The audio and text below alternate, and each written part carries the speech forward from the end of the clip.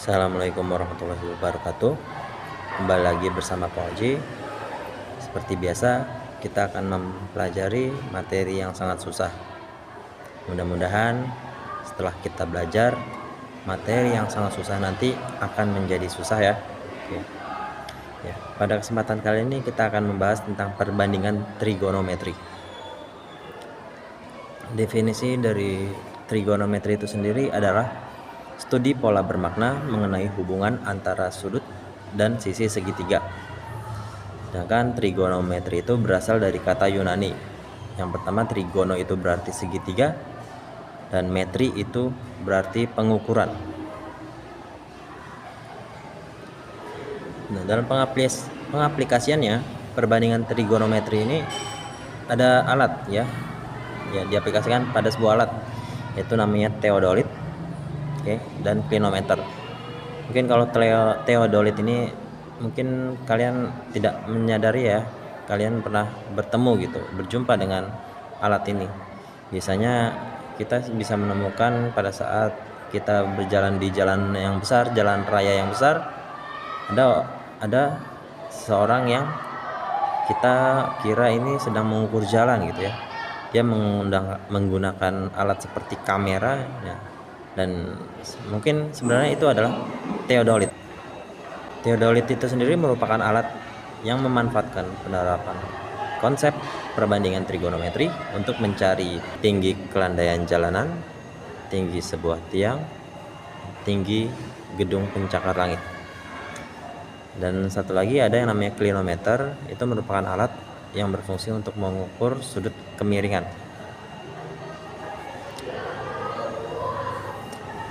Di perbandingan trigonometri kita akan menggunakan kembali rumus Pitagoras. Ya, ini rumus Pitagoras ya.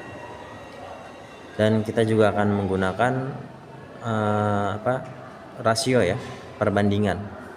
Di mana rasio itu adalah nilai bilangan yang menjelaskan keterkaitan antara dua hal. Di sini ada segitiga yang besar, di sini ada segitiga yang kecil gitu. Nah, di sini biasanya kalau kita nih menggunakan rasio untuk mencari suatu sisi ya. Jadi misalnya di sini AB dibagi DE itu sama dengan BC dibagi EF. Lalu dia juga sama dengan AC per DF. Ya, jadi beginilah rasio ya. Jadi hasilnya ini AB dibagi DE ini selalu sama dengan BC dibagi EF dan AC dibagi DF gitu. Contohnya kalau misalnya kita mau mencari nilai AB nih, kita bisa menggunakan AB per DE sama dengan BC per EF. Nah, DE nya bisa kita pindahkan. Jadinya cara kita menemukan AB itu adalah BC dikali DE dibagi dengan EF. Dan menggunakan persamaan yang lain, AB dibagi DE sama dengan AC dibagi DF. Jadi kalau kita mencari AB nya lagi ya, DE nya ini pindah ke atas ya, jadi AC dikali DE dibagi DF. Dan selanjutnya untuk mencari EF misalnya, kita menggunakan persamaan BC per EF sama dengan AC per DF. Nah, si EF nya di sini, BC nya kita pindahkan dari atas, BC kita pindahkan ke bawah, sehingga tadi kalau yang ada di atas ini BC nya berubah jadi angka 1. Sehingga untuk mencari EF ya, tadi EF nya di bawah ya, jadi di atas.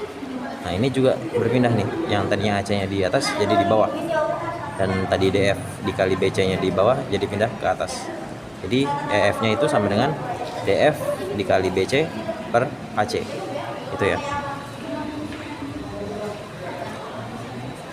Di sini ada penugasan. Nanti kalau misalnya kalian sudah paham, kalian bisa mengukur tinggi badan teman kalian. Misalnya ada 6 siswa ya, 6 siswa, 6 murid, dan dihitung tinggi badannya.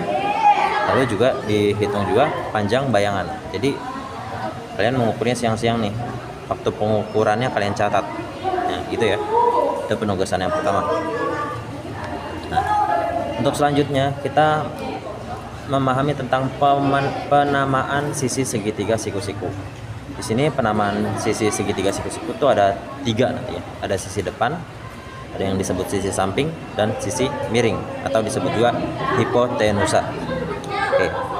Jadi sisi depan ini merupakan sisi yang berada di seberang sudut theta. Di seberang sudut theta ini ada sisi AB ya. Ada sisi AB. Kalau di sisi samping ini merupakan sisi yang berada di samping sudut theta. Oke. Sudut theta ini yaitu sampingnya adalah BC. Oke. Nah, yang terakhir nih sisi miring merupakan sisi yang berada di seberang sudut siku-siku. Oke. Seberang sudut siku-siku yaitu AC. Nah, jadi kalau misalnya di segitiga ini nih ada sudut theta. Nah, kan segitiga siku-siku pasti ada sudut siku-siku. Nah, di depannya ini kita sebut namanya sisi miring ya. Sisi miringnya itu ya berarti AC. Oke. Nah, ini contoh pertanyaan juga nih, penugasan. Misalnya sisi yang berada di depan sudut A alfa ini apa? Yang berada di depan alfa yaitu sisi AB ya. Sisi yang berada di seberang sudut alfa apa? Ya udah di seberang sama nih. Berarti di depan juga yaitu sisi AB. Sisi yang berada di seberang sudut beta berarti nih sudut sisi BC ya. Oke, lalu sisi yang berada di samping sudut alfa. Di samping sudut alfa ini ada sisi BC. Dan sisi yang berada di samping sudut beta di sampingnya ada sisi AB. Gitu. Itu penugasannya. Macam-macam perbandingan trigonometri. Salah satunya perbandingan trigonometri itu yang pertama kita harus mengenal tan ya. Karena awalnya itu perbandingan itu ya awal mulanya adalah tan gitu ya. Tan itu tangan ya. Tangan disingkat tan merupakan salah satu nilai perbandingan yang dapat ditemukan dengan membagi panjang sisi depan dan sisi samping segitiga siku-siku. Oke. Jadi tan theta itu misalnya nih tan theta. Oke. Itu didapat dicari dengan sisi depan dibagi dengan sisi samping. Oke, ya tahu kalau di sini sisi depannya siapa? Sisi depannya tan ini tan theta adalah AB. Sisi depan tetanya ini sampingnya ini adalah sudut tetanya sampingnya adalah BC. Oke. Jadi tan theta itu dapat dicari melalui sisi depan dibagi dengan sisi samping, yaitu sisi depan tetanya itu adalah AB, sisi sampingnya adalah BC.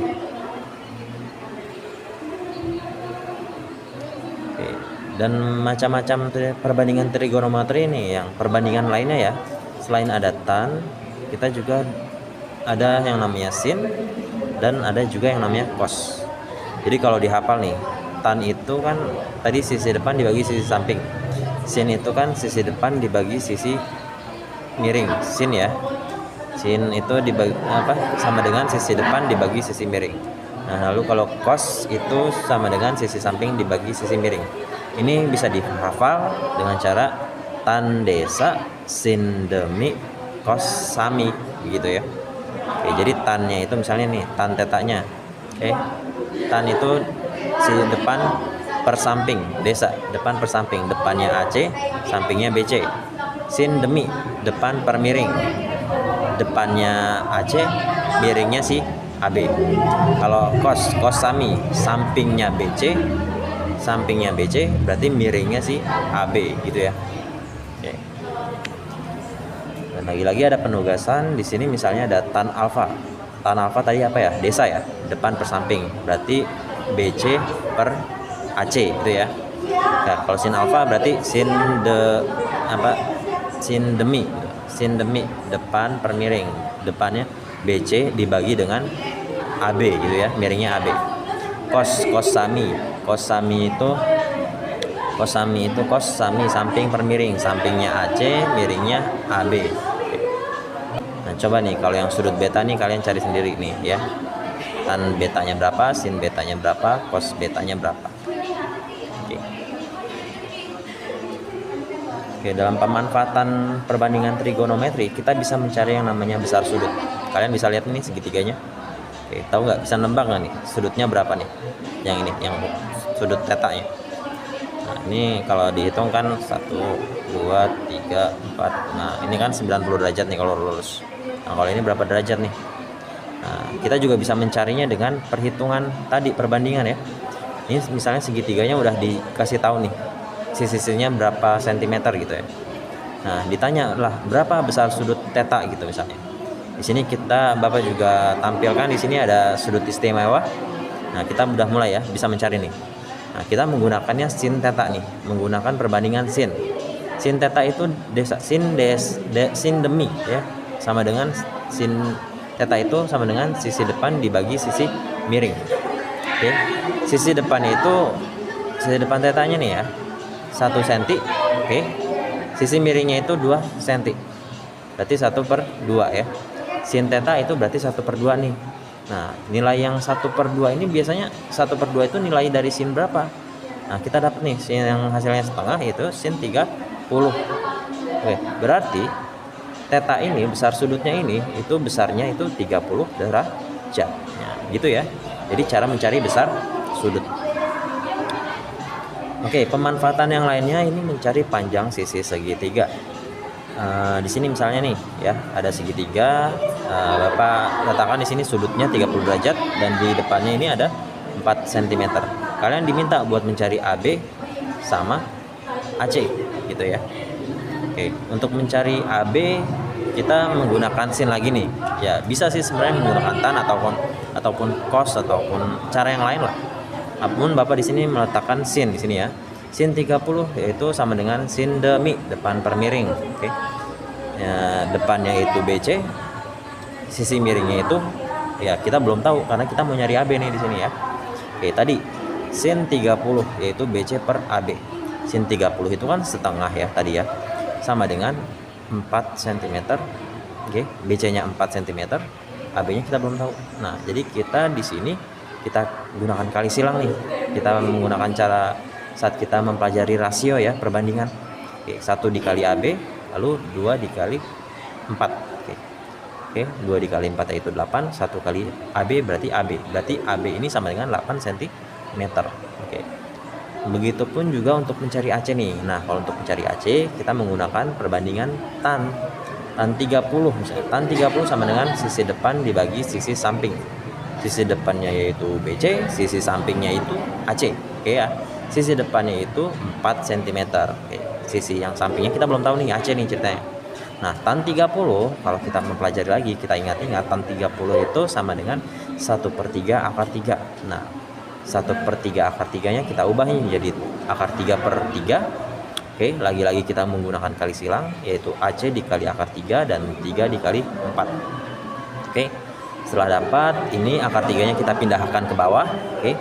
3 kali 4 yaitu 12. Oke, jadinya 12 akar 3. Nah, si AC ini adalah si AC sama dengan 12 cm per akar 3.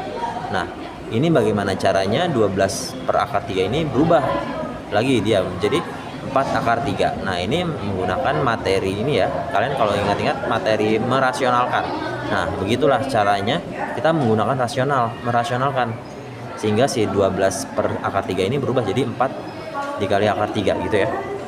Nah, itu cara mencari AB dan AC ya, mencari panjang sisi segitiga dalam pemanfaatan perbandingan trigonometri. Nah, di sini ada soal-soal nih. Silakan nih coba kalian bisa nggak nih cara nyari AB, cara nyari BC gimana? BC-nya nanti berapa dan sudut betanya nanti berapa. Gitu ya. Dan terakhir di sini ada pembahasan klinometer. Ya, tadi kan udah dijelaskan ya. Klinometer merupakan alat yang berfungsi untuk mengukur sudut kemiringan.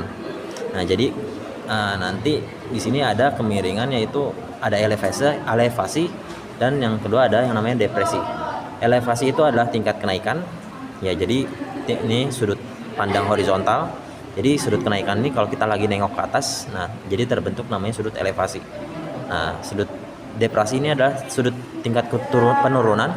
Ya, berarti kalau misalnya ini orangnya ini nengok ke bawah, berarti ini terbentuklah sudut depresi, yaitu dari garis pandang horizontal dan ini ya, arah dia menengok ke bawah pada saat menengok ke bawah. Itu sudut depresi.